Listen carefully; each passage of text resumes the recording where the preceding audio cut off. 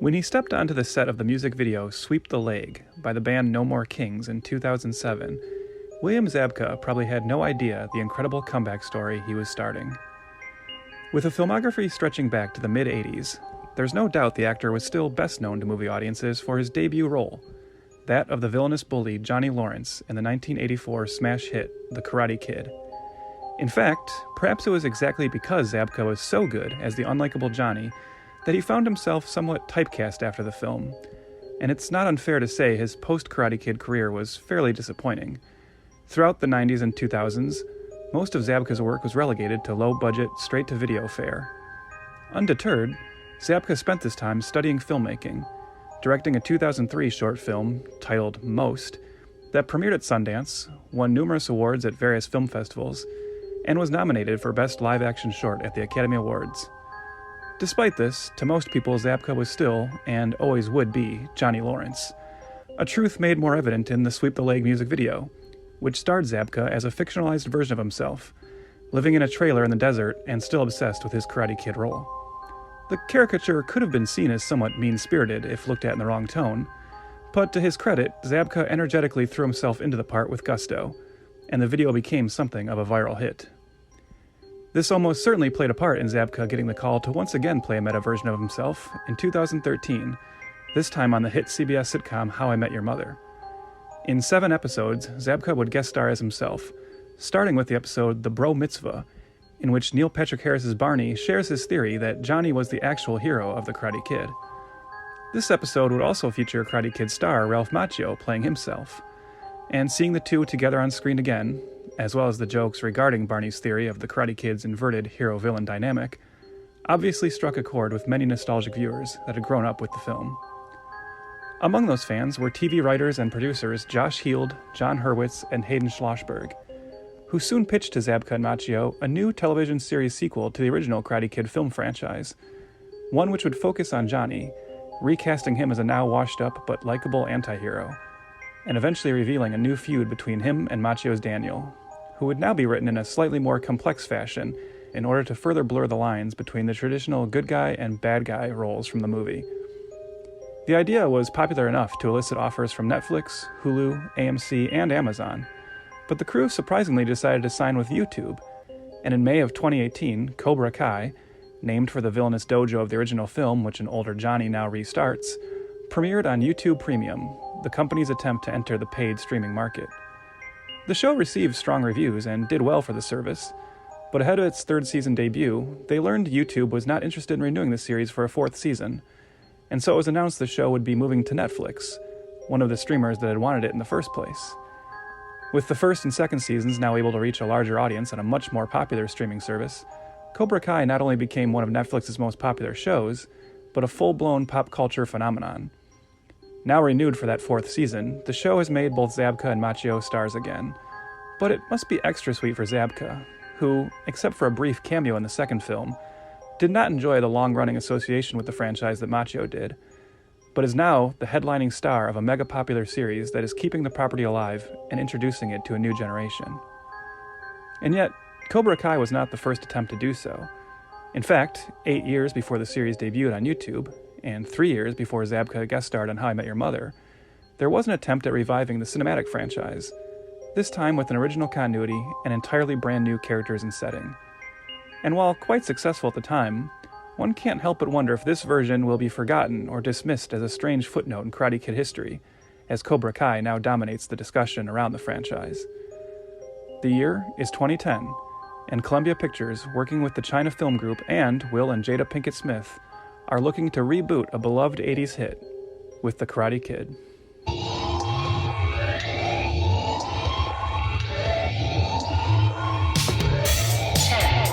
9, 8, 7, 6, 5, 4, 3, 2, 1, 0.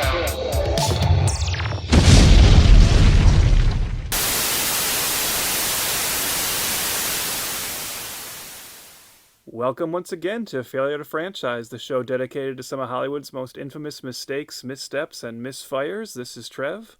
And I'm Chris. I'm actually here to take my jacket off and talk about The Karate Kid, the first entry in failure to franchise Summer Surprise. Man, you already had to go lowbrow. I had to. Right off the bat. It's now, a shame. Now we're done with it. This has been such a classy podcast up until this point. Yeah, right. You brought it all screeching down. Yes, no, of course, this, as you said, this is the first installment of Summer Surprise, and we were talking about 2010's The Kung Fu Dream. Sorry, The Karate Kid. We'll talk about that. But I gotta say, before we get into anything, Chris, this was like a really exciting one to roll right into after Mila Jovovich. Because that was a 2-month event dedicated to one of my favorite leading ladies, and now today we're looking at a movie with my favorite movie star of all time, of course, talking about Jaden Smith.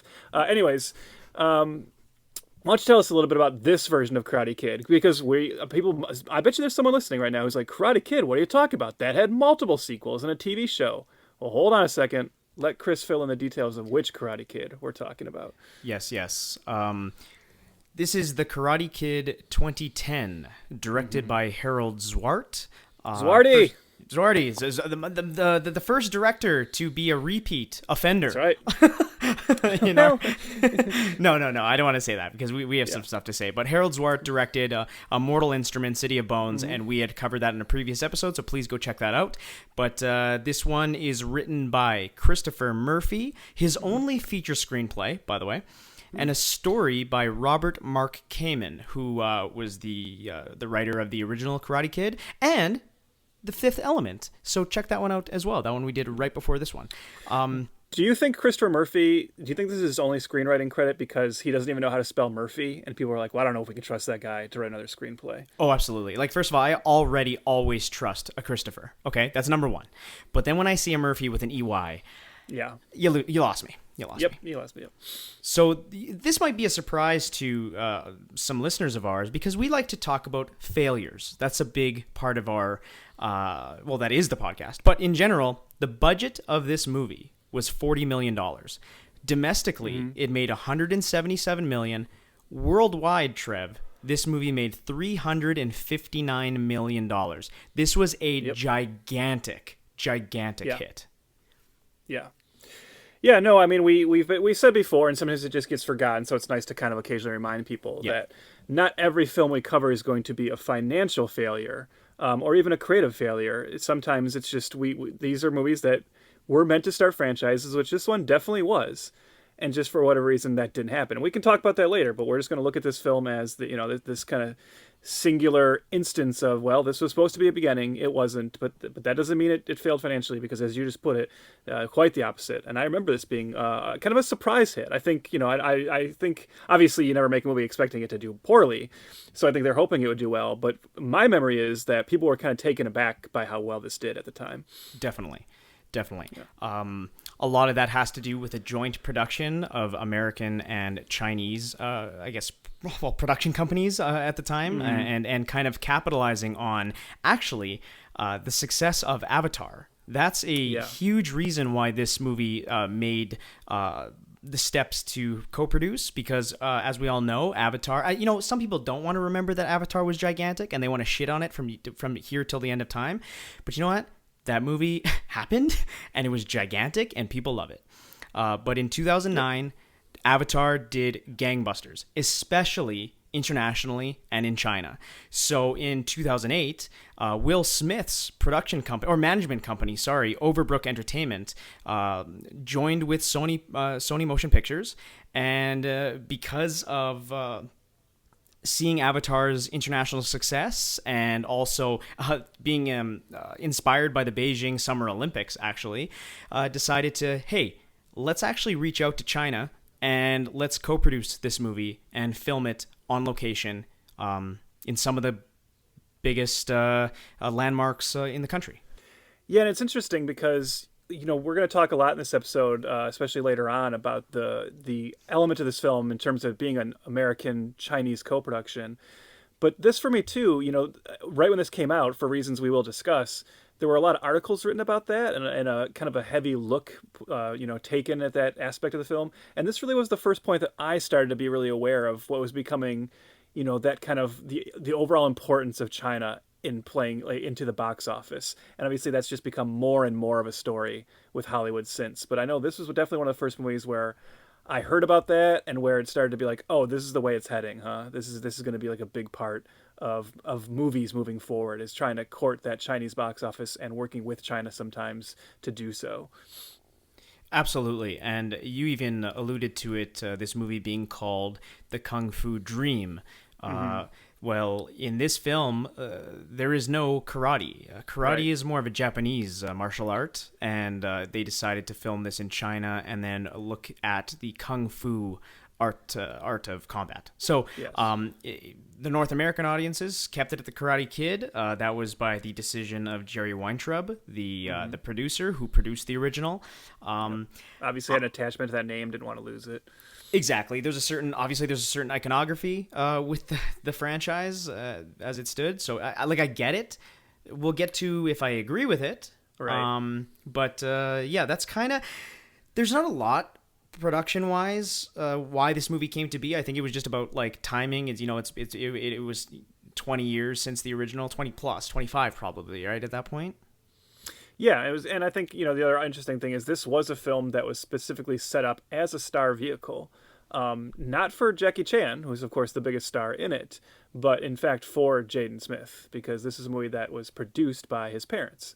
Yes. So it's kind of, as soon as this was announced in 2008 in Variety, right away they stated that this is going to be produced by Will Smith and it's being refashioned as a star vehicle for Jaden Smith. So Will and Jada were looking to bring the boy into the business, and we'll talk about that as well, because I know there's some controversy to that as well, which is not surprising, but we'll discuss how we feel about it. And on a production level, I do think it's interesting. Obviously, like I said, we'll talk about the pluses and minuses of this approach, but I think it is interesting that in working with the Chinese government on this film, and it being a Chinese-American co-production, that they were given access to places like the Forbidden City and the Great Wall of China for scenes, which is not something that is often awarded to, especially, big Hollywood productions.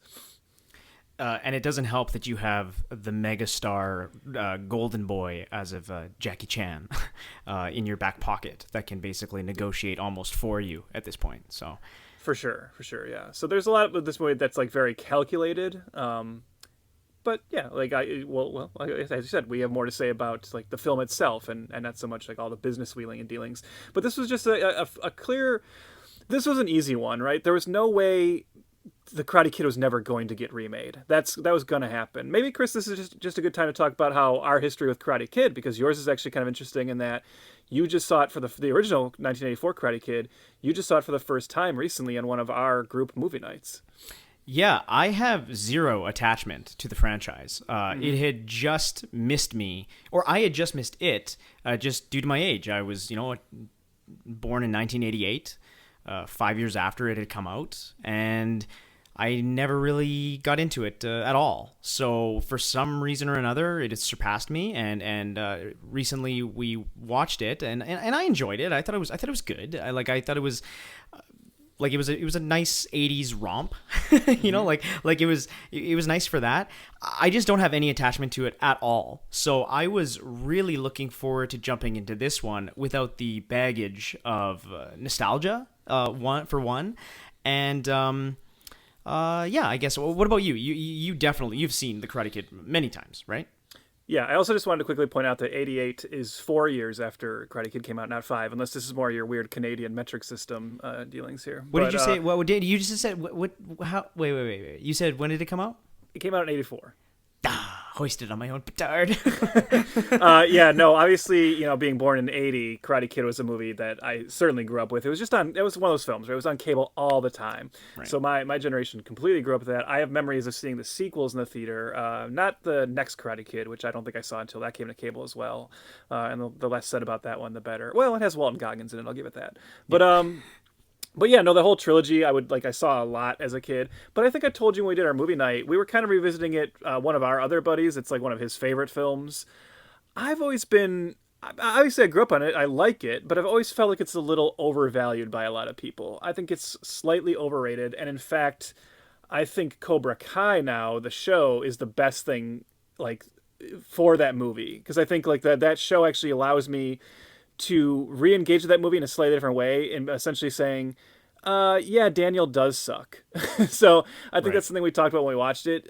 It's a fun movie. It's I get why people are nostalgic for it. It's not bad, but it doesn't have the most likable main character, and that's something that always kind of kept me at a distance from it. And I think now it's fun to see the show kind of tip that around and say, actually, what if the villain of the movie became the hero? And let's play up the fact that Daniel is kind of can be a d-bag. He has his redeeming qualities, but it's basically showing how everyone has their good moments and their bad moments. But yeah, it's pretty interesting that franchise has come back around for this weird comedic spin-off show that seemed like kind of a goof when it was first announced and has now become this kind of huge phenomenon. Yeah, a critical darling. Yeah, it's great. I do love it. Yeah. But yeah, so I definitely have more attachment to it. But that's the thing. I wanted to bring that up just to make the point of I was not so attached to it that when this remake was announced, I was not angry. I was totally like, yeah, of course you can remake Karate Kid. Who cares? And I know other people did not agree. I certainly had friends who were like, I'm not going to watch that. How dare they remake Karate Kid? And that was never my viewpoint on that. And with that, I think it's a good place to just let's talk about this movie. I feel like we're on a quest to start a new life. Go ahead. Ask him. What's your name in Chinese? Dude, I'm from Detroit. Welcome to Beijing.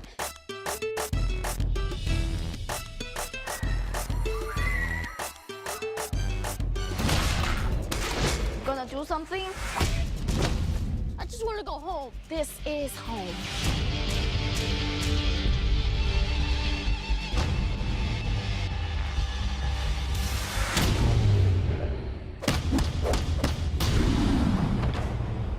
I thought you were just a maintenance man. The only way to stop them is to face them. I will teach you real kung fu.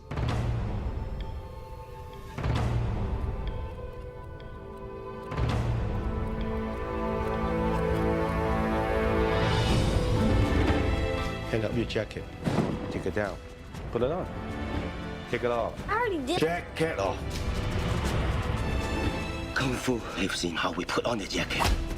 Be strong. Take off the jacket. And lives in how we treat people.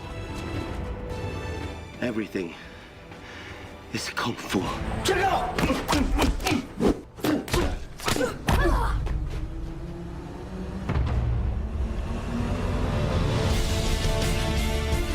Connect to the energy around you.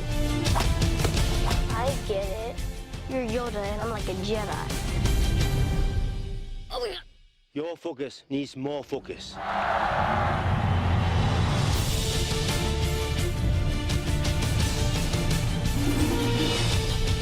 Strike! Harder! Harder!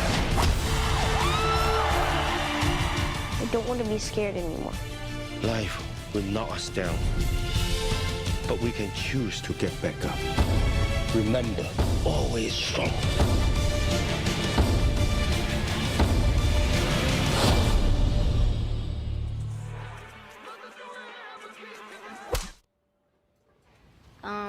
That's nasty.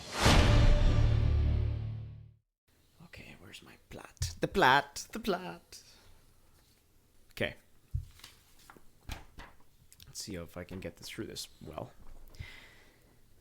In search of a fresh start, the widowed mother, Sherry Parker, and her 12-year-old son, Dre Parker, move from Detroit to Beijing.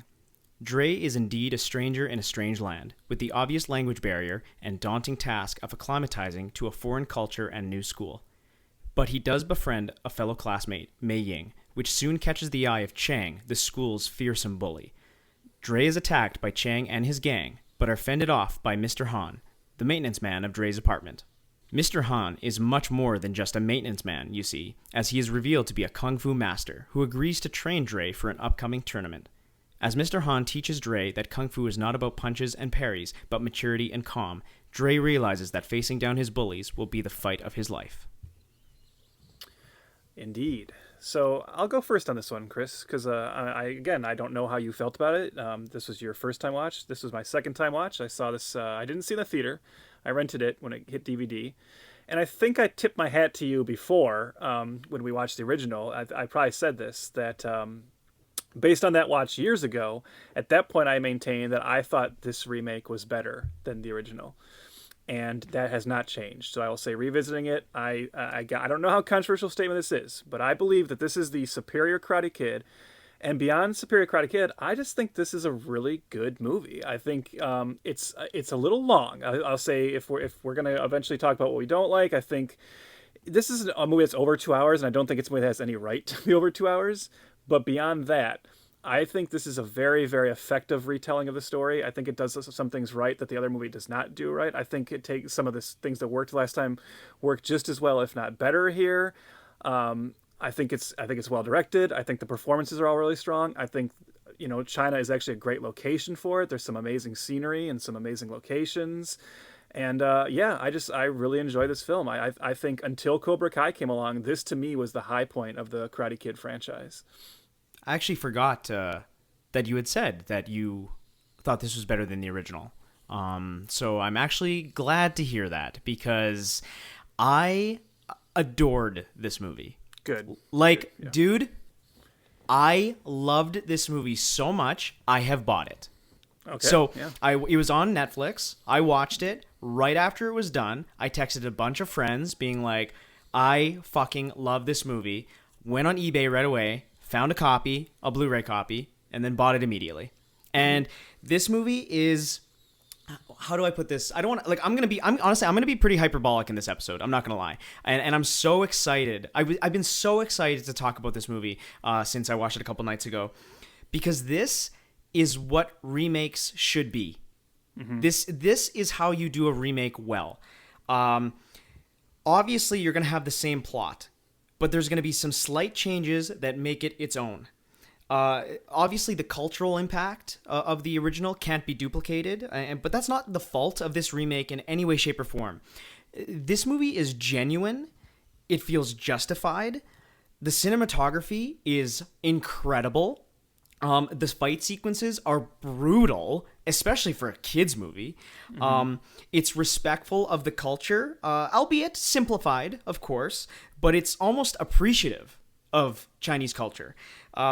Again, it does kind of everything you want a remake to do, bringing something interesting to the table, repeating the plot, sure, but the performances are fun as hell. I think Jaden and Jackie have incredible chemistry. I teared up at the end. I was all in on this movie. So I am so excited to talk about it. There's a lot to digest. There's a lot to talk about the film in general and then other aspects, but I loved it. I absolutely loved it. It's interesting because you say this thing about how this is what everything a remake should be, and I want to stay on that for just a little bit longer, because I think, like you just made the point of, when you do a remake, obviously you're going to use the same basic story. And then the question is, well, what tweaks do we make? And I think you're right. I think this is like a test case to look at for other remakes, in that they put they take the Karate Kid formula, right, and put it up on the board and say, okay, that's our formula. Somebody moves to a new place, is bullied, finds a mentor, teaches them karate or kung fu, enters a tournament, wins the tournament. Okay, that's your formula. And then every change they make in this is like the right change or a very interesting change, right? Mm-hmm. To say, well, instead of having it be just, moves to a different town in America, let's really take him out of his culture and put him in a completely different country. Great change. Let's de-age him. Let's have it be a 12-year-old instead of a teenager. Great change, because that makes him only feel more out of place and more like, boy, you can remember when you're 12 and just like the world seems against you even more than when you're a teen, right? Because you can't do anything. You can't go anywhere. You don't get a car like Daniel gets in Karate Kid, right? Let's make the character of let's not do Mr. Miyagi again. Let's do a version of that, Mr. Han with Jackie Chan. Let's change him around a little bit. Same even idea, right? Maintenance man kind of thing, but let's give him a little bit more. Let's have his tragic backstory be different, but equally compelling. Yeah, every tweak was just like so well thought out that you recognize it all as the original, but as you said, it's doing its own thing. It could easily exist in the same world. It's just, you're right. This is a perfect example of an effective remake. And to the point where I think too, you could, like, I'm sure for a lot of people, this was their first Karate Kid movie. And there's nothing about this that necessitates you having any familiarity with the original or anything like that. This is just a damn good movie on its own. Yeah, I had texted a friend being like, yo, you got to watch The Karate Kid 2010. It's great. And she goes, I've never seen the original. And I said, it doesn't matter. Yeah. Like, just get your hands on this, watch it. It's on Netflix. Just do it. You'll have it it's just a really great movie. I like that you're mentioning, like, again, little nods to the original. While doing it, doing their own thing. And we talk a lot about, sequels or remakes or reboots that like to remind you of what came before, but it almost does itself a disservice because you're remembering that you're watching something lesser than. But in this one, it does such a good job of retaining its identity, but flipping it on its head a little bit. Like there's the scene, we all know the iconic Miyagi, catches a fly with his chopsticks. Like that's one of the things, right? It's been done to death. It's been parodied, all this. Well, this movie does it, and you see Mr. Han, played by Jackie Chan, eating his noodles, and a fly swatting around. He's getting annoyed by it, and then he's looking like he's gonna grab it with his chopsticks, and then he just swats it with a fly swatter. Yep. And it works. It's funny because it reminds you of, oh, okay, this is familiar. He's totally going to catch that. But it subverts your expectations and then also makes you look at Han in a different way. You realize, oh, this is a different character now. I'm not going to be watching Mr. Miyagi. I'm watching Mr. Han.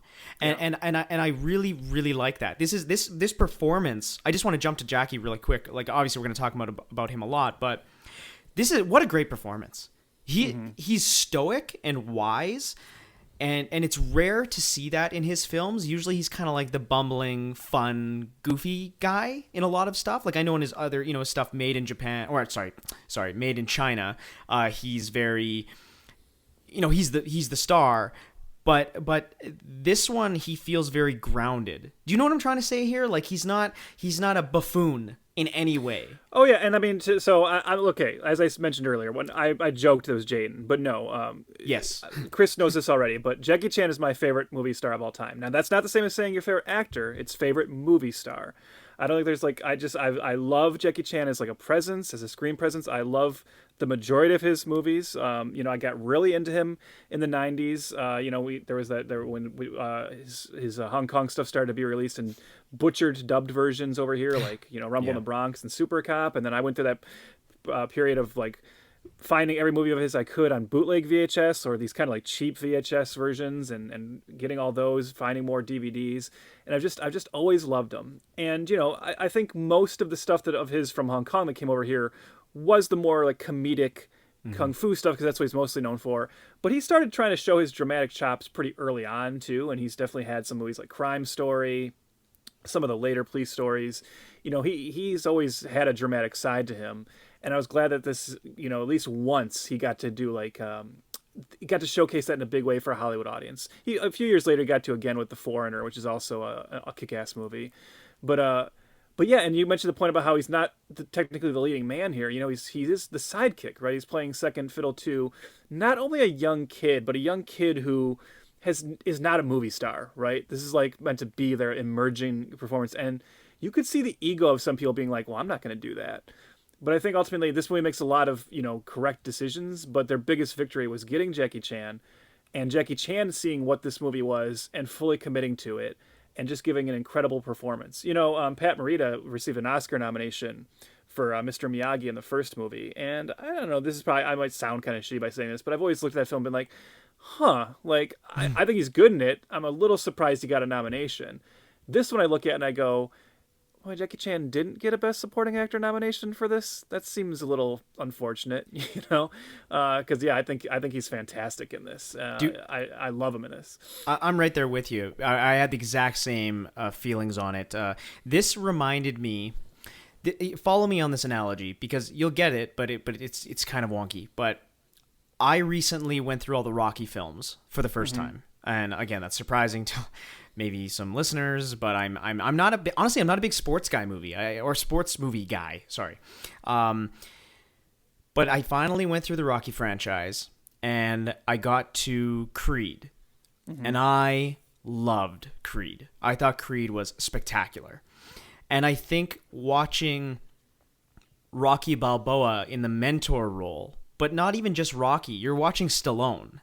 And it's this weird feeling when you're watching him play this iconic character that he's become synonymous with. You're watching now Stallone pass the torch. And I was getting a Creed vibe in this, that not that Jackie Chan was passing the torch to Jaden Smith. That's not what I mean. But seeing Jackie play a mentor role and have one action scene. There's only one fight scene in the whole film that he does something. And then the rest, he's on the sidelines. He's training him. He's watching him. He's rooting for him on the sidelines. I'm getting goosebumps right now. Like, no joke. I'm like, oh man, it just worked. It worked so well. And why it works is because what the movie is able to do is that it trades in on our knowledge that this is Jackie Chan, right? Yes. That's what. So with Pat Morita, again, no offense to him, I love Mr. Miyagi, but Pat Morita was not an actor who's known as like he wasn't like a karate movie guy. This movie, the moment you see Jackie Chan as Mr. Han, you know that's Jackie Chan. So you're like, well, of course this is the guy that's going to train Dre to be like this martial artist. This guy's got to be a badass, right? And you already said the thing about subverting expectations, which is a term I kind of sometimes hate because people. I know you do. But this movie is effectively doing that of saying, okay, you know this is Jackie Chan, you know he's a badass. Of course, yes, he's going to be the Mr. Miyagi role here, but let's play that down as much as we can. Let's have him be at a very broken point in his life. As you said, let's only have him do like one little brief fight scene. It all works because we understand who he is. He's still bringing that screen persona and that screen presence we've known for decades to the screen and to the role, but he doesn't have to be the over-the-top, flashy, comedic Jackie Chan. He can downplay that all, and we know it's in him, and we're always waiting for it, right? We want nothing more than that moment where finally he does agree to start training him. And then even when he starts training him, right, it's so delayed of like what he's doing. You know, that like, we go that whole period where it seems like he's not really doing anything. And you're like, come on, get to the good stuff. And that moment where you realize what he's really been doing with the training, and then from that point on, you're just like, yes, okay. Yeah. Everything I've been waiting for. It just comes together so beautifully. It's like a fist pump moment. You know, like when he's doing the wax on, wax off scene, but now it's, right. It's Jaden Smith grabbing his jacket on, jacket off, and take it on, take it off, like this whole thing. And it's just like he's doing it ad nauseum. He's going insane. So much so that Jaden Smith or Dre, we'll talk to in his character name, Dre shows up hiding his jacket.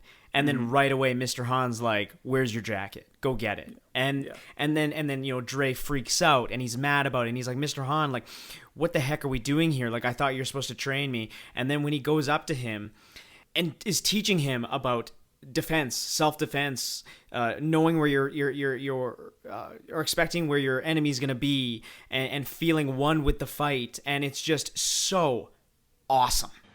Kung Fu lives in everything we do, Xiao Zhui. It lives in how we put on the jacket, how we take off the jacket.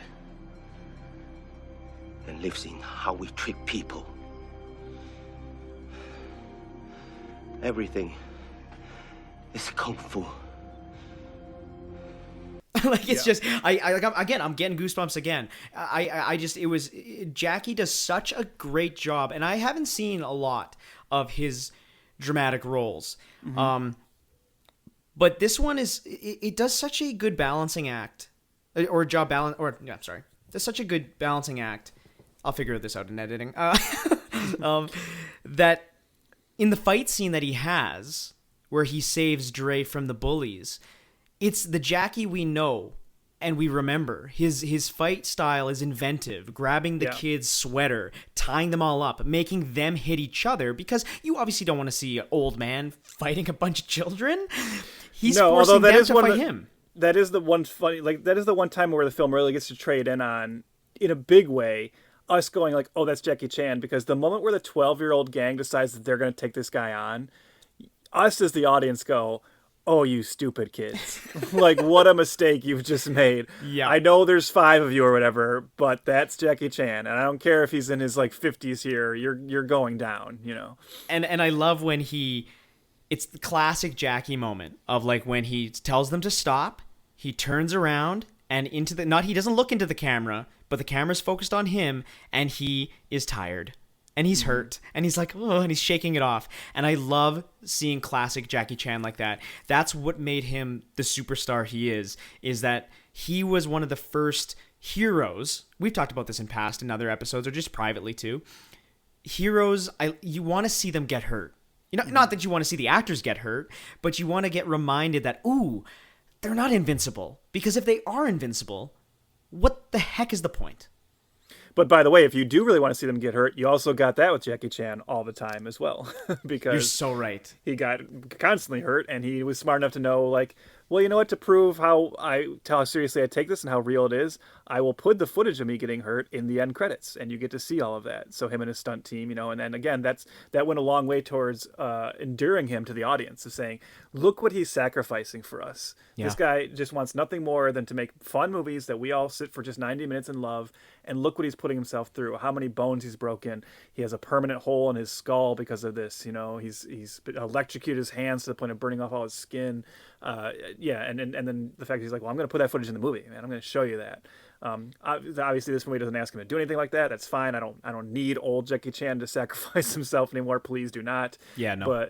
But yeah, it's just great to see him, in this kind of like elderly statesman role here, and just nailing it. And we should also keep saying, like, we're talking about such a great dramatic performance, and he's done other dramatic performances, but I believe this is his first dramatic performance in English, so which is not his first language, So the fact that, again, I'm sure it wasn't easy for him, but that's it's just, again, a testament to how well he's doing this. So, some of my favorite memories are me and my parents, or me and my family, actually, renting Jackie Chan movies in the early 2000s or the late 90s, especially with the Rush Hour films and the Shanghai Noons of it all, and waiting for the end credits. And always being like, okay, wait, don't turn it off yet. Don't turn the DVD off yet. Like, we were just so excited, and we would just laugh and be just amazed by what he could do. And I know there's a couple films that he doesn't put those bloopers in or stunt work in, and I remember us being like disappointed, right? Because you almost wanted to see it. You wanted to be reminded of his skill set. Yeah, and if we're talking about like how strong his performance is in this too, we can't not talk about the moment where he tells Dre and the audience what his tragic backstory was, right? So this is a very memorable moment for Miyagi in the original film. As I said, here they do a little twist on it. And we discover, so throughout the entire film, Mr. Han is kind of restoring this car in his place. And Dre's like, you got a car in your house, right? And so we see Mr. Han, restoring it. And then one day, Dre comes over, Mr. Han is drunk, and he is destroying the car. And we proceed to find out, as he tells Dre, that years ago he got in an accident while driving, and in the accident his wife and young child were killed. His name was Gang Gang.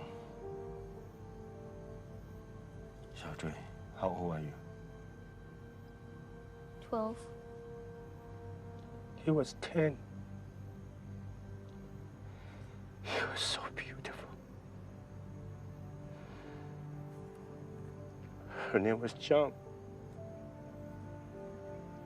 She was a singer. Not professional. She sang only for me. 替我来我一心，想问白云儿。 And every year since, he spends an entire year restoring the car and then destroys it again to remind himself of that happening and the fact that he feels responsible. And this is the moment where you just look at this and go, they didn't think about giving this guy an Oscar nom, really? Because this is just, it is so powerful. And not only is the moment, like, it's powerful for Jackie, right? You're just overcome with the emotion of it. You feel so bad for this guy. It's so compelling. And then the scene gets even better when they have Dre react to it by Dre becomes the master at this point, right? He gets out of the car, he goes and grabs the sticks they've been using to train, and he forces Han to get out of the car and start fighting with him again, and like pulling him out of his funk. And the fact that this little kid has the foresight to be like, this guy needs me right now. I know he thinks he doesn't, but I need to get him out of this. Like, it just, what a wonderful, beautiful moment from both of them, but especially Jackie in that moment. Just so powerful, this scene. This scene I wrote down in my notes, this is the first time in F2F history that I got choked up. Yeah. Like, it is just, it hits you so hard. And Jackie does such a great job telling this story. And you're so right about Dre and Jaden Smith's portrayal of just being like, yeah, let's get back in the dojo, so to speak, you know, and let's work this out together. It comes right after actually a scene of them before talking, and they'd had a training day, and then, or no, they were about to have a training day, I think, and then Mr. Han's like, hey, Dre, just you need rest. And you know what Dre says? He says, you rest too. Love you, Mr. Han. Peace. And he just leaves. And then you see Mr. Han stop working on his car for a second and realize that this child had just said to him that he loves him. It really hits. So when you go to the next scene of them together where Mr. Han is breaking down, it is a powerful moment. And I can't be more hyperbolic about it. Well, I know you said it's the first time in F2F history you got choked up, but I think you're lying. What about when the Violator turned into a cheerleader in Spawn? I weeped. For different reasons? Yeah, different reasons. Just an incredible megastar performer. And when they gave him his Oscar a couple of years ago, not in the telecast, it made me furious. That drove me crazy. Of all the guys not to give his Oscar, like his Lifetime Achievement Oscar, not in the telecast, you're gonna make it on like during the credits. And I hate that shit. Yeah, well, I mean, the Oscars are stupid in general. So they are. But I mean, give it up to that guy. Yeah, I mean, I agree, but I also at the same time, I think he's gonna be okay because Jackie Chan has received enough accolades in his life that that Lifetime Achievement Oscar is like probably just sitting on the back of like a shelf just full of other things, other awards and honors he's received. So yeah, I don't think can we just but can we just tell just about how mega famous he is to our listeners that may not know? Like, obviously he's famous to Jackie Chan, the guy, but like. I had just found out recently over the last couple of years, and I had texted you about it, and you have a plethora of knowledge on his career, but I was just blown away by realizing that he doesn't ever really have a love interest in films. He doesn't really have a female counterpart that he's romantic with, because his fan base is so rabid and gigantic and militant that people are in danger. Actresses have been in danger before of pretending to be his love interests. So he's notoriously secretive about that part of his life. When it was revealed in the press that he was actually married, which that's something he'd been keeping for, kind of hush-hush and quiet, he had fans, female fans who committed suicide. Went to his the headquarters of his business and drank poison in the foyer. So wow. Yeah, I mean, this is he's a very big deal in the world. I think it's safe to say I guess it's still a case, but I mean, 10 years ago, 15 years ago, he was the biggest movie star in the world for sure. The most recognized, largest movie star in the world. Not talking box office, but just recognized and like that kind of like cultural impact. Like the world knows Jackie Chan because, and I know sometimes people are like, really, but we forget that America is a very small part of that world, or America and Canada, right? That he's just so big everywhere else, and his net worth is well, let's see. As far as 2015, his net worth was listed as $350 million in U.S. dollars. I would imagine it's only grown since then, most likely. So yeah, who knows? He also is, famous pop star. Owns many businesses, tons of advertising deals and commercial deals. So yeah, he's a big deal. I know he's a controversial figure now, which is too bad. He's definitely become, unfortunately, in later years, a little bit too much of a mouthpiece for the Communist Party of China. Yeah. I'm not going to get so much into that because it is a bummer to talk about. But yeah, just a movie star, he's the best. Yeah, absolutely. Yeah. Is this a good time to let's talk about the actual main character of the movie? Yeah, because it is a two-hander, and I think that's the one people probably, oh wow, Jackie Chan, that guy that everyone loves, was good in this, of course, right? But let's talk about Jaden Smith. So, you want me to go first again? Yeah, sure. I will say that when I first approached this, like I said, I was never against the film, but if there was something that kept me from seeing the theater, it maybe was the de-aging aspect of the care of like it being now a little kid. Now, I just said that was a good choice, but at the same time, most kid actors suck, and like most movies that have kids in the lead, you're always like, oh, great. And it's even if the movies can be fun, that always puts you at like there's a little bit of a blockage between you fully loving the film. And I remember when I first saw this years ago, one of the first things I was telling people afterwards was, you're not going to believe how good this kid is. And especially like a kid who I know everyone's like, oh, he's just in it because his parents got him the job, right? This is just pure nepotism. Will Smith and Jada were trying to make their son into a star. They gave him this movie. And then you see the movie and it's just like, damn, they were right. Their kid is a star. The moment he walks on screen, the very first moment you see him in this, and then especially once he starts giving his dialogue and interacting with characters, it's like this kid is born to be a movie star. Boom, you see that? Boom, you see that? Yeah. See, my Uncle Ramy used to date this Brazilian girl, and he learned jujitsu and he taught some of it to me. And it's like locks and holds and stuff. So okay, attack me.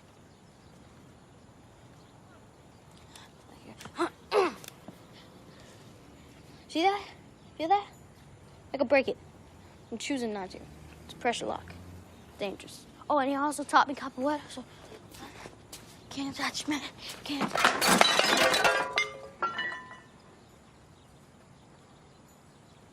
That antique. I can't believe how strong of a performance this is, considering he was, 10 or 11 when he filmed this? Yeah. This is one of the best, leading child actor performances I've ever seen. How'd you do that out there? You, didn't even punch them. They beat each other up. When fighting angry blind men, best to just stay out of the way. So, where'd you learn Kung Fu? From father. Have you ever taught anybody? No. Would you? Depends. On what? Reason. What about to kick somebody's ass? Best fights are the ones we avoid. What if I want to avoid getting my ass kicked? Stop saying ass. Sorry.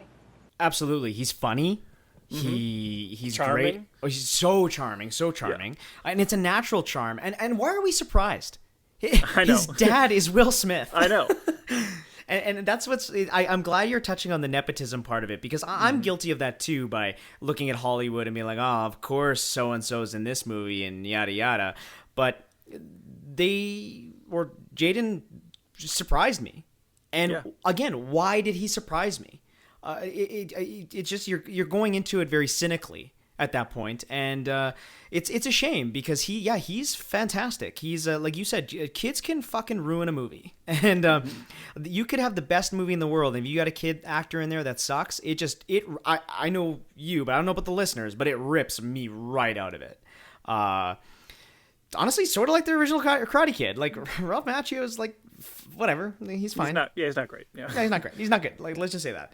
But this one, he's very charming, especially, oh man, when he's like doing the dancing and stuff, and he's popping and locking, and it just feels like almost like they just let the camera roll. Just a very natural performance. And him, we got to mention his mom, played by Taraji P. Henson. Yeah, Taraji P. Henson, who's also awesome. She's great. She's great. Very underrated, I think. Yes. Now, I was just going to say, man, talk about someone who's just still to this day never given her due, man. I mean, I know Hidden Figures, it was great to see her finally get that leading role she's been waiting for, but I feel like Hollywood did not capitalize on that. She should be a way bigger star than she is. And even in a small role like this, that's the thing, is that this is smart. That's going to be a small role. It's just the mom, right? So get an amazing actress who just classes it up, and in a little bit of screen time, she still brings such legitimacy to the movie. Yeah, never one time in the movie did I question that's not his mom. Yeah. It's such a... There's a simplicity to this film that even in the opening moments, like you said, when you see Jaden and his mom, it's all visual storytelling. And we're going to get to that, especially. I want to talk about the cinematography for sure. But the visual storytelling in this film is very, very well done. You open up with Jaden Smith, and his mom's packing, and he's like, come on, Dre, we got to get going soon. And then he's looking at... a baseboard or whatever. What are those called? Like framing, door frames, and seeing his height has been measured through his life and how far he's grown. And he writes always little moments beside it of like where he was in his life when they measured his height. And he measures his height, in the presumed year that his dad dies. And right away you get it. You're like, oh, his dad's dead. I don't need to know why. I don't need to know how. And now they're moving away. And right then and there, there's no dialogue about it. I don't even think he never once mentions his dad. And I will say this though, the fact that all those markings are still there, and then he makes one last marking that says "Move to China," and that's their last day there, kind of ruining his mom's security deposit on that apartment. I mean, she's going to China, big new job. Maybe she can afford it. Who knows? Well, all right. But I just loved the simplicity of it. I like that stuff. I get so bogged down in the details, in the plot that these movies tend to do, and especially I don't even want to say this movie's a big budget movie because it's really not. But I don't need to know those details. Yeah, like spoken to me. Can I just touch on the nepotism thing again really quickly, just because I want to say something about it, and this is a good time to just get out of the way, and then we can just talk a little bit more about his performance in particular. Of course. And because I think I was guilty of that when I was younger too, and being like falling into that. It's just easy to fall into of like, oh really, that guy, like that actor's kid now is going to become an actor as well. And here's why I've realized that that's dumb, right? So maybe the Jaden Smith performance was a bit of this like illumination for me. But Chris, I believe you work in a family business, right? Correct. Right. I think a lot of people do, right? So as you said, why are we surprised when these kids who grow up knowing this world say like, well, I guess that's the world I want to be in too, right? They grow up on movie sets, or they grow up on these tours of their famous musician parents. They start accumulating this skill set. Of course they're going to want to get into that. And I don't understand why we get angry about that and why we like are instantly dismissive of it. Don't you just want to keep being entertained? And most likely these are the people who understand that world and are picking up these skills and know how to entertain you in that world. And I think it's like perfectly valid that, yeah, of course these two movie stars, their kid is going to become a movie star too. And the idea of them saying like, well, we're going to, produce the movie and put them in the lead role, whatever, man, they've got the money to do it. It's ultimately up to the kid to deliver. Jaden does deliver. If it had been bad, would it have really been like the worst thing in the world that as like, if they've got the money to do it, that as this like fun little family thing, they gave their kid this movie to make? I find it hard to get angry about that anymore. And like the nepotism thing just makes sense to me because so many people do end up doing the thing that their parents did, or that, they get a job through friends and family. And then if like a kid does that in Hollywood, we're like, ugh, how dare they? Like, this is where the next generation of movie stars are going to come from, most likely. That's always been the case. So like, get over it with the nepotism thing. If your parents were like famous too, you'd probably cash in those chips as well. I couldn't agree more, and you're preaching to the choir. So for all the reasons you're saying, it's long-standed that I don't understand people getting mad at nepotism. I mean, it's like a harsh word, maybe. Like maybe that comes from it. If it was like that's just a fluffy doodle, fluffy doodleism, like it'd be different. But like nepotism sounds like hard and mean. But yeah, you're so right that everybody's coming from somewhere, and again, Will Smith is a proven commodity. I mean, it's not like let's think of a shitty actor. Let's think, who do you hate? We try to avoid this on this show? All right, okay, fine. Not Carrie Elway's kids. Taylor Lautner. Anyways, but we try to avoid this, like. Sure. No, that was all jokes, obviously. But it's just like you're surrounded by it. You live, eat, and breathe it. Like nobody ever talks about like local restaurants. Local restaurants, and then their kid takes over the local restaurant. Nobody's ever like, fuck that kid. Yeah. Got everything thrown to him. What nepotism. Yeah. Yeah. Like, no, that awesome restaurant's going to keep going. Great. Yeah. So, I don't know. I'm 100% with you. Now, that all being said, let me tell you why Jaden Smith can go piss off. Because this kid at 10 is more ripped than I've ever been in 40 years of life. There's a scene where he's like working out, and I was like, what the hell? Like, yeah. That was like depressing. But it was crazy. He got yoked for this. Very obviously very slim. Like he didn't like get like muscle bound, but you can see like he's got like an 8-pack. It's nuts. And then I'm sitting there kind of like I'm watching this 11-year-old and getting like ripped. Drinking my beer. What am I doing? Eating a pizza, being like, fuck, what have I done? Yeah. Maybe this is a good time to talk about Dre's counterpart in this film, his romantic interest, Mei Ying, played by Wen Han.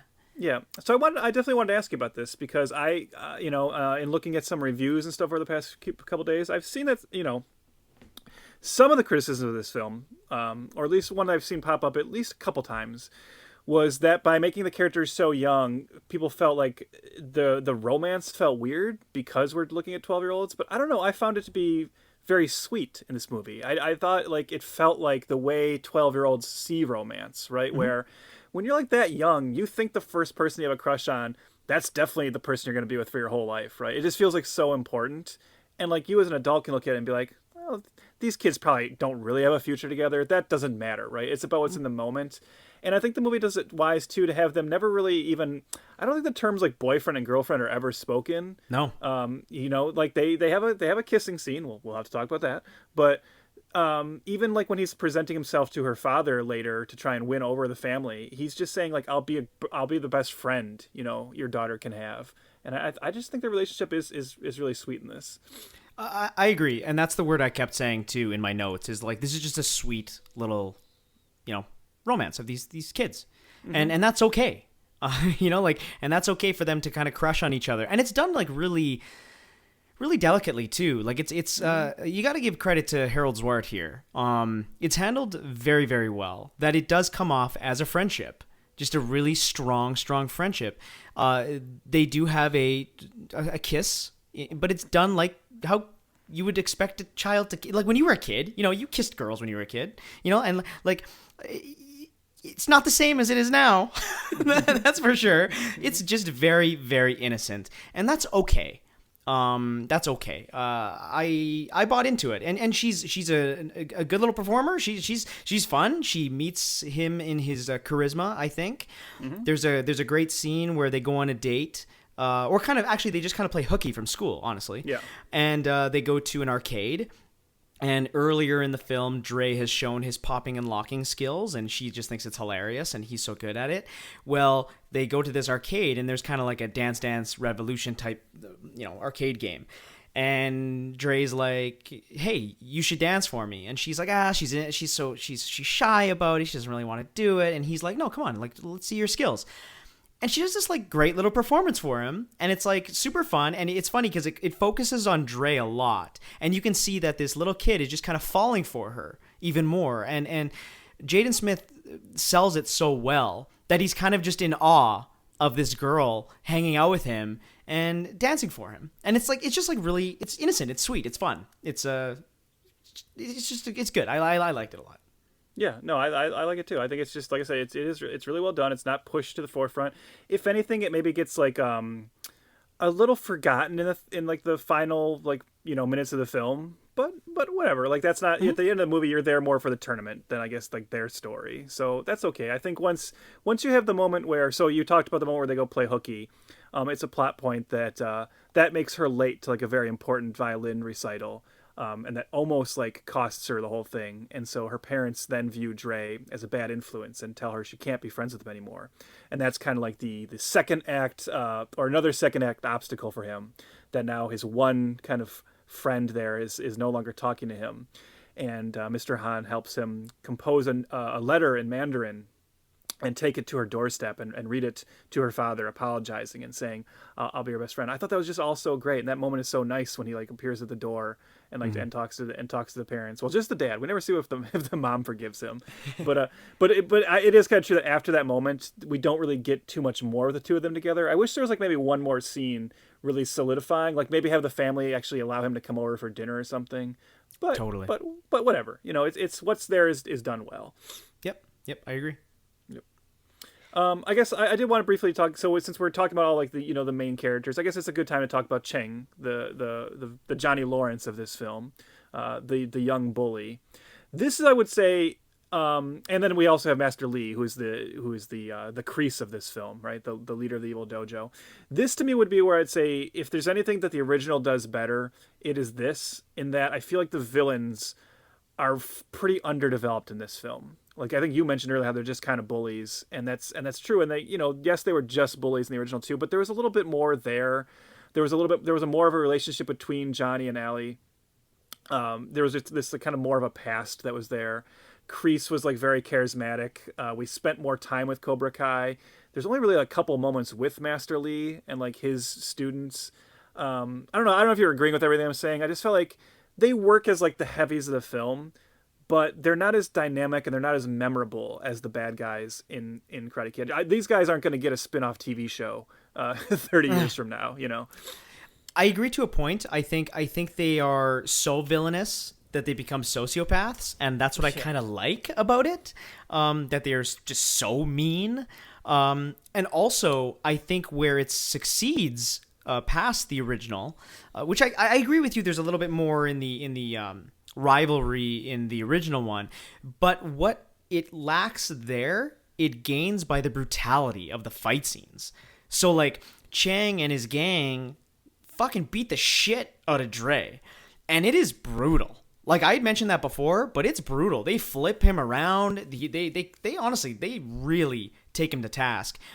That I'm sitting there being like, these motherfuckers, Dre's got to train to kick these guys' asses. And I think that's where it hit me more. So where it loses itself in maybe the cartoonish nature of their persona, it gains in the violence. Well, that's interesting because that's a great transition into something I wanted to say, because you mentioned how, the fighting is like more dynamic and more brutal. And that ultimately speaks to, so you mentioned earlier how this movie in China is called The Kung Fu Dream. There was brief discussion, apparently, of changing the title to The Kung Fu Kid here in the States and in Canada. And as you said, Jerry Weintraub said, no, we gotta cash in on that Karate Kid name. But I'll say that, ultimately, again, one of the things that works really well for this film is, at the end of the day, Chinese Kung Fu looks better on screen than karate. Yes. There's a reason Kung Fu movies became a whole gigantic industry unto themselves, and there's not a lot of karate movies. Karate is an interesting, sport for competition and stuff, but it's not the most dynamic on-screen fighting form, and Kung Fu is obviously much more kind of compelling and cinematic. So the fact that this is Chinese Kung Fu, and it gets to trade in on what was, at that point, Kung Fu movies have been a huge global, genre for a long time, but had really in the mid 90s up to this point really kind of blown up in America too, thanks to first Jackie Chan come over, as I mentioned. Then you get Crouching Tiger, Hidden Dragon. I should say even first you get The Matrix, then you get Crouching Tiger, Hidden Dragon. People loved Kung Fu here now too. And so this movie gets to like really trade in on that and have great Kung Fu fight sequences. Both the Jackie versus the bully sequence, and then the final tournament, where those fights in the final tournament just so much better than the fights we get in the original. Not to keep I'm not trying to rag on the original. I'm just saying this movie makes some choices that allows it to be a little bit more effective by choosing a more dynamic fighting style to work with. You're so right about the dynamic look to it. There's a scene where Mr. Han is taking Dre up the steps of the Wudang Mountains, I think they're going to. I think that's where they're going. The temple in the Wudang Mountains, yeah. Yes.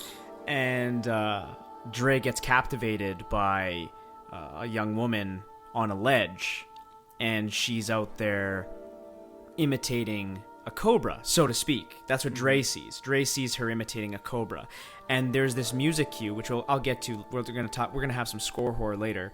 But there's this music cue that's just so beautiful. There's this vocalization that's so beautiful and so respectful, and it draws you in like Dre's being drawn in. And Dre then goes to talk to Mr. Han, and he's like, wow, it was amazing. You see the lady, imitating the cobra. And then, Mr. Han's lesson is just like, no, like she's in touch with that cobra so much that cobra now is imitating her.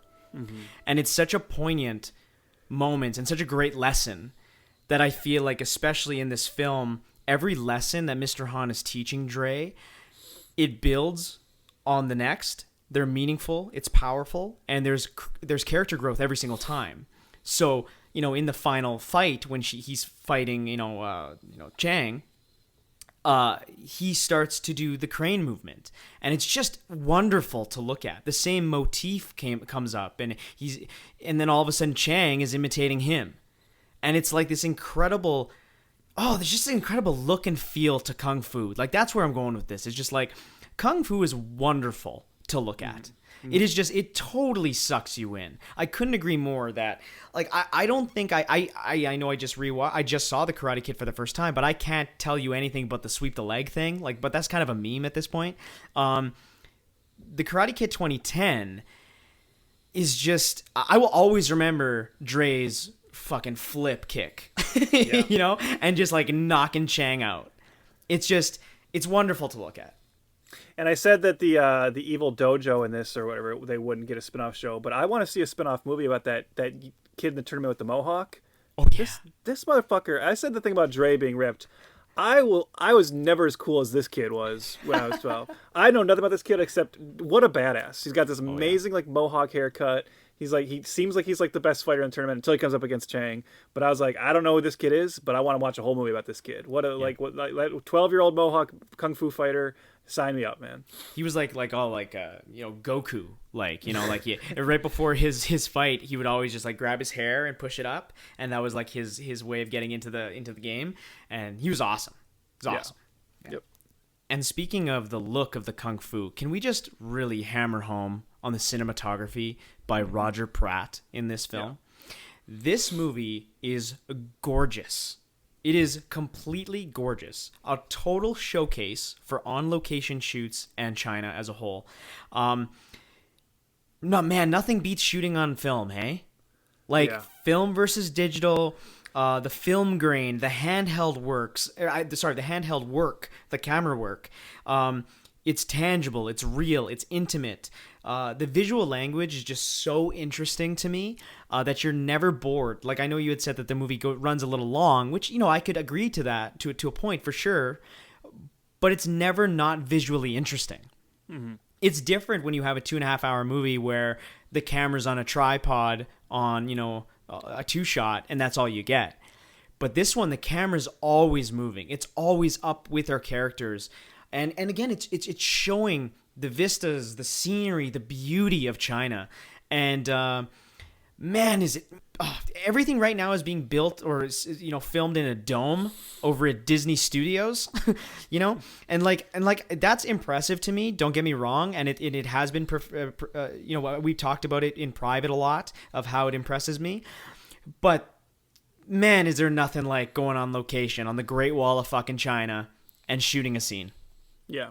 And I know, they think about these things, a great cinematographer is always, has this in their mind. It makes sense for the camera to constantly be moving, for it to be handheld, because this is a movie about a 12-year-old boy with a lot of energy.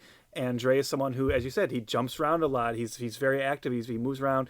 Then he's on the run a lot from bullies, constantly trying to evade them in the hallways. It shouldn't be a static camera, right? The camera should try to capture the life of this character. And then you move into Kung Fu, where we want the camera to be very fluid to match the fluid movements of the fighting.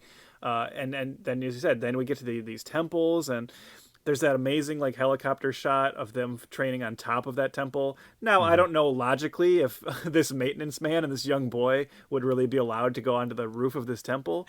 This is clearly a little bit of movie magic, but whatever. I'm always a sucker for a great sweeping helicopter shot of two people training. It just uses its locations super well. It makes China look like, you watch this, you're like, I gotta go to China tomorrow. This is great. It just looks so beautiful. And we're talking about most of it is taking place in I don't want to say the slums of China, but just a regular city area, and still the way they make it look so kind of entrancing and enticing. Even a little Han's little crappy little place he lives in, they film it really well. It's a perfect location for their training sequences. And the tournament at the end, what a well-filmed tournament. I mean, yeah, all together. And yes, so I'm glad we're singling out Roger Pratt, but let's talk about Swarty, Harold Swart. When we did our episode for what's the movie? Mortal Instruments, City of Bones. Mortal Instruments. I wanted to make sure I said that, not Mortal Engines. I remember us saying that whatever else we felt about the movie. I know you kind of liked it a little bit more than I did, but both of us said it's well directed. This Harold Swart guy, he brought a really strong visual sense to this, and that's true here too. I look at this and I go, this is a good director. He might be a workman-like, gun for hire kind of director, but man, he knows what he's doing. Oh yeah, there's a dude. The first time we go to the Kung Fu Academy and it reveals the hundreds of people and students moving in unison, I am such a sucker for that. I will always remember the 2008 Beijing Olympics and that opening ceremonies being China's powerful, and it was just so overwhelming what they could do. And Harold Zwart really captures that in this film. The beauty, the unison, the working together. It's just, oh man. And it's crazy because looking back at his filmography, I know we made a joke, I think, in the Mortal Instruments episode about him directing Agent Cody Banks. And then the Pink Panther 2 with Steve Martin. It's interesting that I haven't seen those two films. I know you've seen both? Cody Banks. No, okay. Not Pink Panther 2, no. Okay. But it is an interesting jump to see where he went to the Karate Kid and then Mortal Instruments. Those are both just very well-directed films. I say let's do Karate Kid meets Agent Cody Banks, and let's get a Harold Zwartiverse going. I like in this episode where we're showcasing more of the technical aspects and stuff like that, because I have to bring up score horror. I have to bring up the late, great James Horner. Yeah. Personally, he is one of my top 5 composers of all time. I loved James Horner. His 3 scores that have a permanent place on my phone, and I actually have some vinyl of one of them, is Aliens, Avatar, and Titanic. I think they're just fantastic. But let me list off a few more for the listeners if they don't know. Apocalypto, The Legend of Zorro, Troy, A Beautiful Mind, Enemy at the Gates, The Perfect Storm, Deep Impact, Ransom, Jumanji, Apollo 13, Casper, Braveheart, Star Trek II: The Wrath of Khan, Clear and Present Danger, Patriot Games, The Rocketeer, An American Tail, Fievel Goes West, The Land Before Time, Commando, Cocoon, 48 Hours. Like, what a career. I only mentioned like a handful there. He's got, Yeah, I could throw a couple more in that I like. Field of Dreams. Yeah, go ahead, please. Please say it again. Yeah, Field of Dreams, which I know he got an Oscar nomination for. And one I love, Glory, the great Civil War film. Great score in that as well. This guy had one hell of a run, man.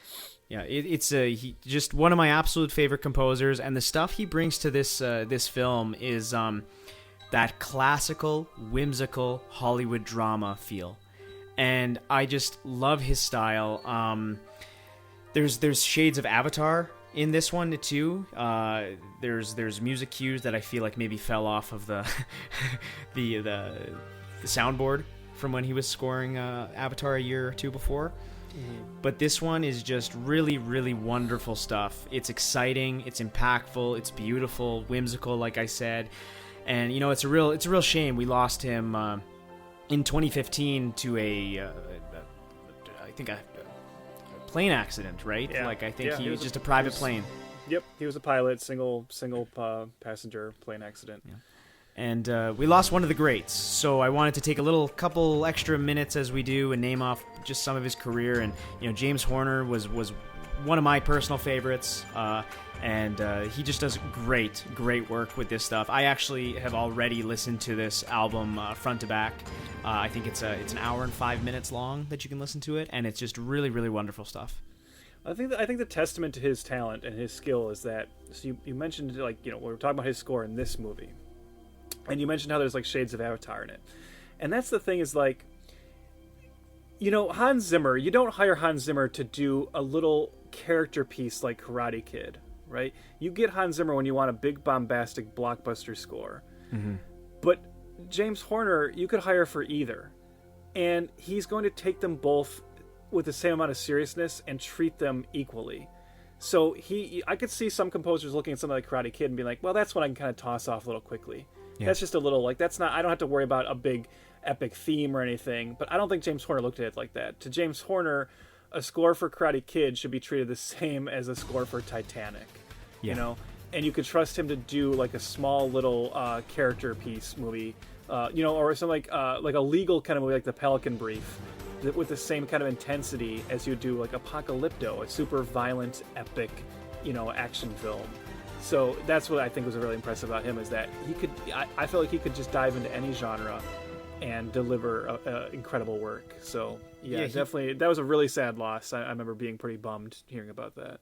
But you're so right. He never put himself in a box. You know, like even the movies I named, I didn't name the Spiderwick Chronicles, or the Amazing Spider-Man, or like he did a video short for Starship Valiant Legacy. What the hell is that? You know, so it's like he was just so diverse in his stuff. So well, you had mentioned the 3 that were your favorites. I will say for me, like his Star Trek II Wrath of Khan score is just, it's incredible. Like that's that's first obviously the best Star Trek movie, but also that score is just so strong and just such a beautiful piece.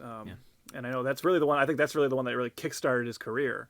And then just to where he went from there is just pretty damn impressive. I look forward to when we eventually do The Rocketeer on the show as well, because I know you've never seen that movie, and I think you're going to be really into his score on that too. Awesome. Yeah. So now that we've really gloated about all the stuff that we love about this movie, we have to talk about the bad, some may say.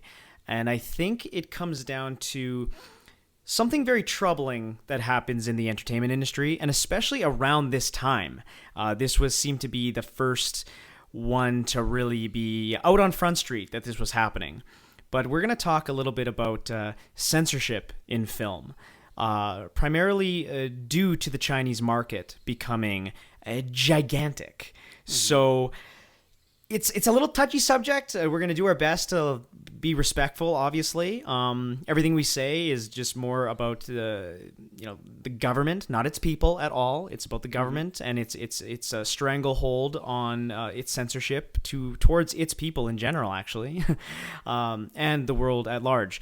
So The Karate Kid, like we said, was a joint venture between American and Chinese production companies. Yeah, it's actually kind of jarring at the very beginning when one of the on-screen credits actually says in association with China Film Group Corporation. I'm seeing that and being like, ooh, like, yeah. Well, and especially because now what we know 11 years later, what's been going on in the industry. So we'll touch on that first. But let me just give you the specifics regarding this film. Sony Motion Pictures was required to comply with China's rules. That's why they got to film where they did. That's why they got to be where they were. That's why just everything. But they had to comply, like no ifs, ands, or buts. With the compliance, the new movie after production was different in 75 pieces, including a total of 19 parts with alternative footage and three scenes with censored audio tracks. So the difference between two of these versions, the American and Chinese, there was about 7 minutes and 48 seconds that was totally different. Yeah, and I think it's important to point out that the reason the censorship that we're about to talk about exists is because, so in China, the Chinese film industry is also kind of controlled by the government. And in particular, there's an organization called the State Administration of Radio, Film, and Television. This is a committee of 30 people. And they basically look at all films released in China and make sure that, as they see it, the films promote Confucian morality, political stability, and social harmony. So anything that doesn't fit those guidelines is censored. And you'll often hear talk about how a lot of Hollywood releases getting things censored over there, how movies that have, certain sexuality or sometimes even like supernatural elements that they don't like, they do not allow those movies to come out completely unedited or at all over there. And this certainly affected Karate Kid as well, which is being co-produced by China. And the biggest pieces were they actually completely removed the kissing scene between Dre and Mei Ying. They also changed a bunch of the combative scenes to make it seem like Dre was the instigator. So they fundamentally changed the film's dynamic. So when we're watching the American film, it's an underdog story. In China, it was a... What did they say here? It was exploring self-discovery. Yeah, apparently the self-discovery was, I need to stop being a bully that's just bullying random Chinese kids. So that's troubling, to say the least. Yeah, I suppose. I mean, I could see how certain people would like hear that or look at that and say, like, well, who cares, right? Like, there's a different version of this movie in China than there's in America. Like, of course. But there's something, like, bothersome about... And, like, maybe it's just more because we see where things went after this. Yeah. But there's something bothersome about a Hollywood studio putting themselves in a position to where they have to, like, agree to these kind of changes and create these two different versions of the product and allow the story to be changed that much for one audience. I don't know. Like, I can see the logic of where they're coming from with some of these changes, but it's just ultimately strange to think that this studio was so desperate to get these Chinese locations and to get this Chinese money that they had agreed to this, and it started to set a really bad precedence for where Hollywood was going in this direction. And so much that we're seeing it on such an astronomical level at this point that Disney, especially, the biggest studio on the planet, seems to do anything that China tells them to do. They bend over backwards for the government there because they know the almighty dollar is all they care about. We recently have found out horror stories about Rise of Skywalker, the episode 9 for the last Star Wars entry. And, say what you want about that film. We're not going to get into that. But they hid John Boyega's character on the posters. They hid really anybody of color. I know that was a big one. They were just put them in the background or didn't include them at all. So it's a weird one. Even Marvel Studios has made different cuts of their films, including prominent Chinese actors, and only playing their scenes in the Chinese market. It's really bizarre.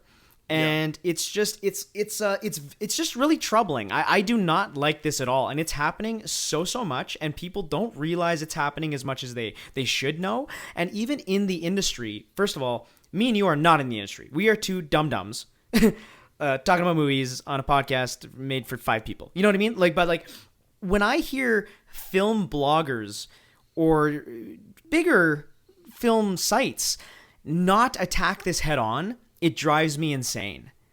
It's this weird thing that nobody wants to, shit where they eat. You know what I mean? It's weird because now if you're wondering why every big action movie you've seen for the past, 10 years or so always ends up going to China, or there's always a sequence that takes place in China, or suddenly there's random Chinese characters. And I'm not even saying, we were just talking about how, yes, China looks amazing in this movie, right? And it makes you want to visit China, and China is a great location. But it's still distracting to me watching those action movies, and whenever that happens now, in your head why it's happening. So I instantly get pulled out because I'm like, here's the China market part, and it's just weird to see how it's such a stranglehold that now you basically can't do a big franchise without these kind of concessions and these acknowledgments, and so obviously courting the Chinese box office, and then to court the Chinese box office, having to also court this, very problematic government, and there's a great recent, as we record this, great recent meme about Disney kind of, their alterations of Star Wars, but what they allowed, while filming Mulan, right? Some problematic, relationships with the government.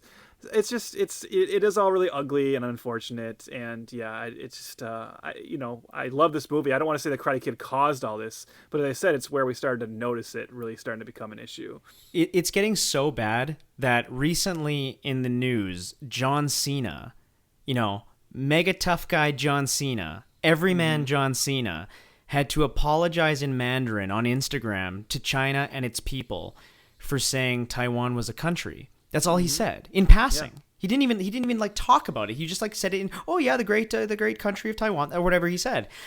And he had to apologize, and you just know that was the studios were like, oh shit. Yep. Get his agent on the phone, call John right now, get him to do a fucking apology, because F9 the Fast Saga is opening up next fucking week, and we got to make $1 billion. And that is upsetting. And it annoys me to see a lot of these corporations and who pretend to be so progressive and liberal and they like to, jump on the bandwagon for certain hashtags here or changing their banner colors here, which I'm all for. Do it. Awareness is great. I'm all for it. But for some reason, these studios, these corporations, and these film sites refuse to talk shit about the Chinese government when it comes to censorship. And it's just frustrating from the outside looking in. And obviously, I'm helpless, and I can talk about it with friends and on this podcast. But I find this Karate Kid 2010 definitely almost feels like the moment that things shifted. Mm-hmm.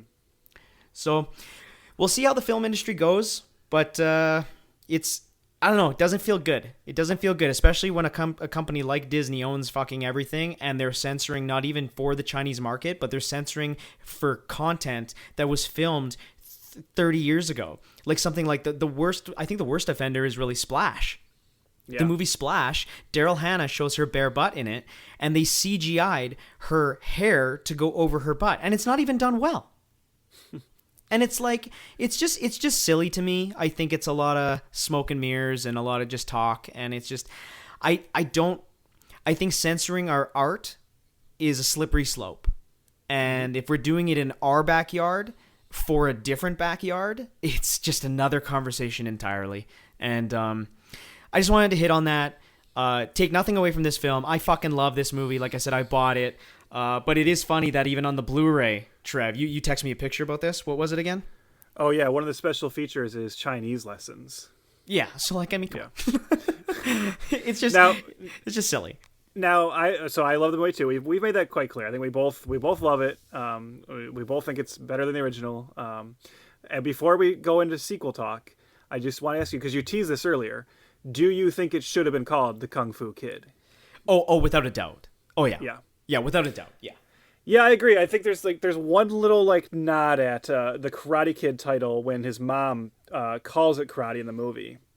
And I actually thought they're going to push that further to where maybe other characters would call him the Karate Kid, like, oh, you don't even get that this is Kung Fu. So you could have actually had the name be have a meta quality to it, but the movie doesn't really do that.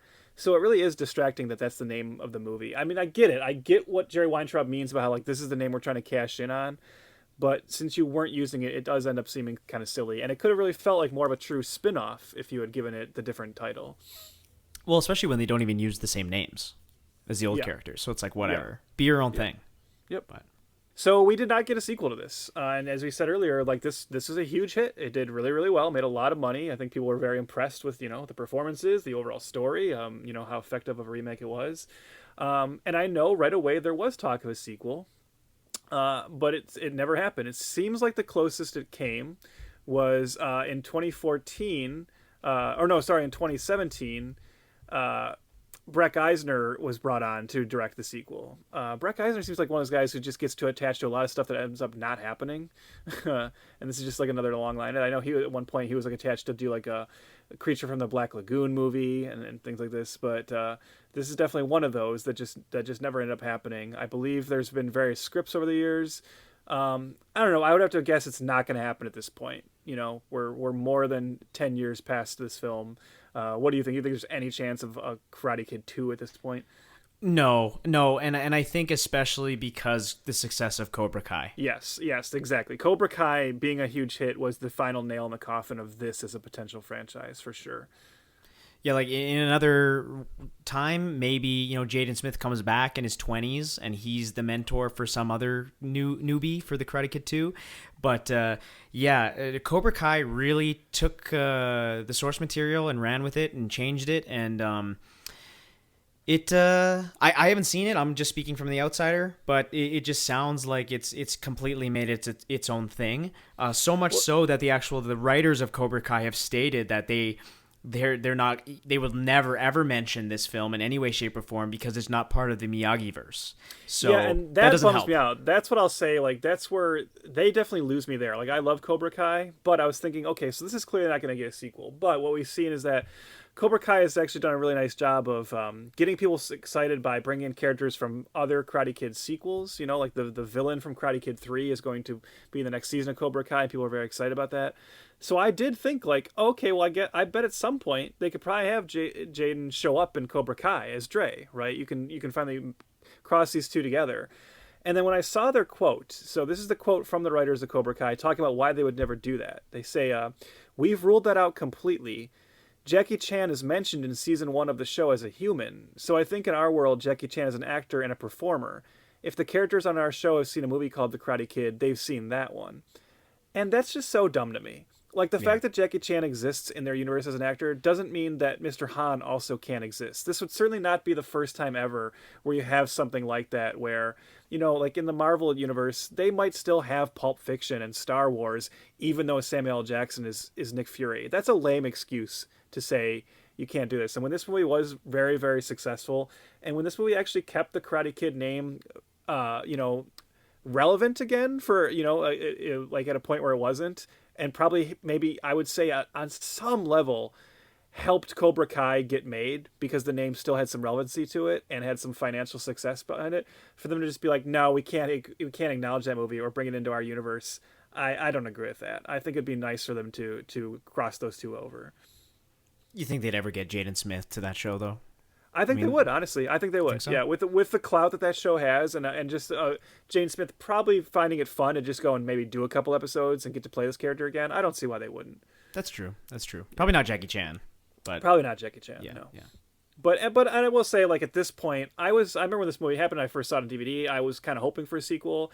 I don't really want one now. Too much time has passed. Mm-hmm. And I think, I've talked before about how not every movie needs a sequel. I would have been down for a sequel, pretty immediately.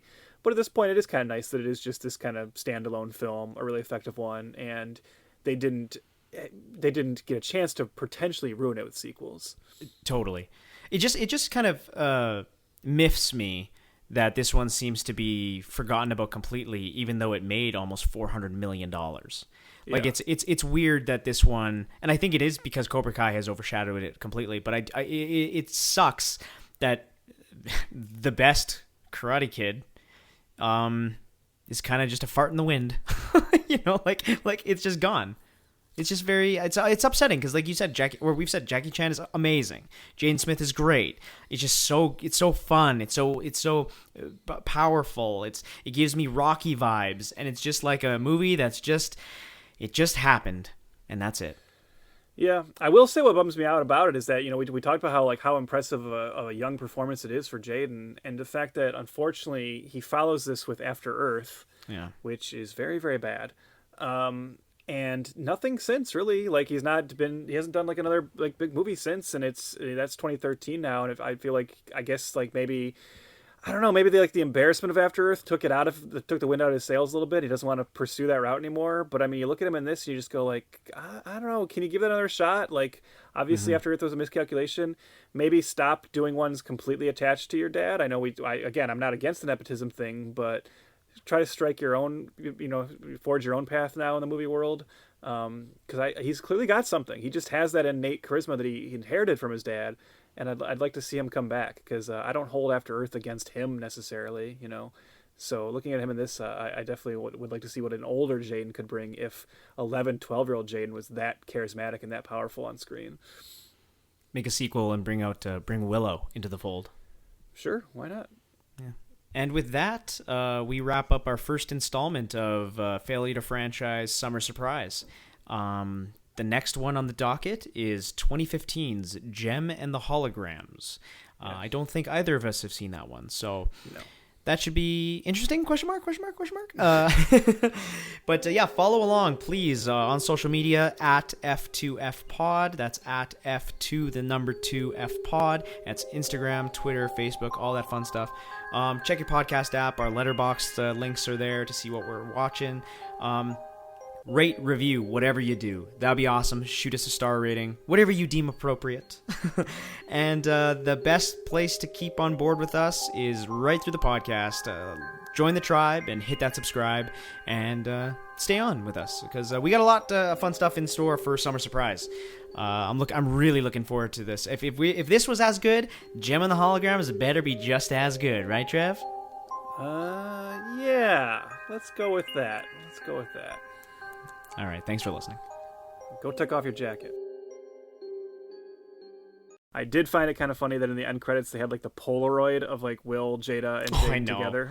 They just had to. They couldn't help themselves. Yeah, they're like, Will's like, I gotta have my face in this somewhere, and I gotta remind you that I'm the dad. Like, yeah.